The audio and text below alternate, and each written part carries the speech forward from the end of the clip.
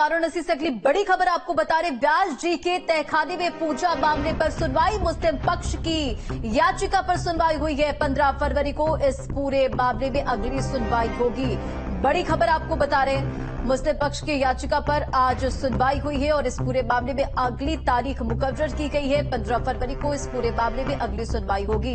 व्यास जी के तहखाने में पूजा मामले पर याचिका दाखिल की गई है मुस्लिम पक्ष की तरफ से और मुस्लिम पक्ष इसे लेकर लगातार विरोध कर रहा है। मुस्लिम पक्ष की नाराजगी है और इस पूरे मामले में सुनवाई 15 फरवरी को अगली सुनवाई होगी। वाराणसी के ज्ञानवापी के तहखाने में पूजन का आदेश देने वाले जिला जज से खास बातचीत की हमारे संवाददाता सुशांत मुखर्जी ने। उन्होंने कहा कि भावनाओं में नहीं, तथ्यों के आधार पर फैसला दिया। सुनिए।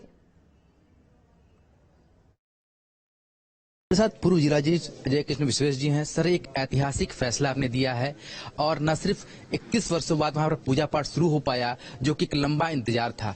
किस तरीके से बयां करेंगे सर? मैं यही कहूंगा कि मैंने अपनी बेस्ट एबिलिटी के अनुसार रिकॉर्ड को देखते हुए जो मुझे उचित लगा, अपने विवेक का भी प्रयोग करते हुए एक फैसला दिया है। और जैसा मैंने पहले भी बताया, कोई भी फैसला देते समय मेरे मन में एक ही इच्छा रही है कि वो न्याय को प्राप्त करने की दिशा में एक कदम हो, उचित हो, उसको उसमें जहां तक हो सके कोई कमी ना हो। तो ये सब प्रयास करते हुए मैंने दिया है और मैं अपने जजमेंट्स पे, आदेश पे बहुत मेहनत करता था और कोशिश करता था कि ये न्याय को अचीव करने के लिए ही उसी इंटेंशन से, उसी इच्छा से दिया जाए कि न्याय पूर्ण हो और उचित।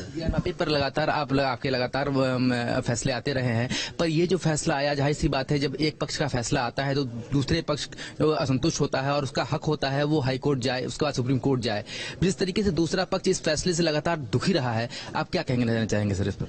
मैं तो यही कहूंगा, हमारे यहाँ एक परंपरा रही है जुडिशरी की कि एक हिरार्की ऑफ कोर्ट्स बनी हुई है। पहले एक लोअर कोर्ट है, उसके ऊपर सुपीरियर कोर्ट्स है।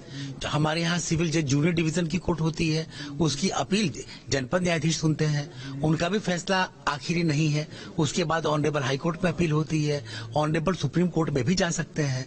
तो इसका मतलब ये हुआ कि एक उपचार प्राप्त है, तो आदमी को जो है, हम तो यही कहेंगे, जो विधिक उपचार प्राप्त है उसी का प्रयोग करना चाहिए। वही बेहतर कोर्स है, वही संविधान के अनुसार प्रक्रिया है, उसी का पालन होना चाहिए। कैसे कोर्ट के खिलाफ लगातार बयानबाजी आती रही है, ये सर कहां तक उचित मानते हैं? हमारा देश संविधान से चलता है, कानून से चलता है।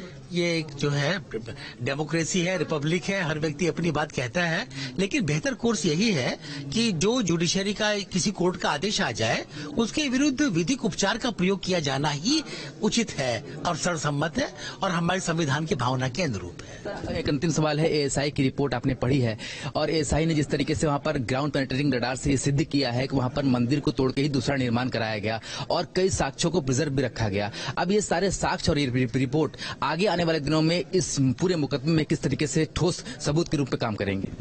हमारे पास जो भी सिविल केसेस में जो भी फाइल आती है, उसपे दोनों पक्षों को साक्ष्य देने का मौका मिलता है। बुधवार को उत्तराखंड में इतिहास रच गया।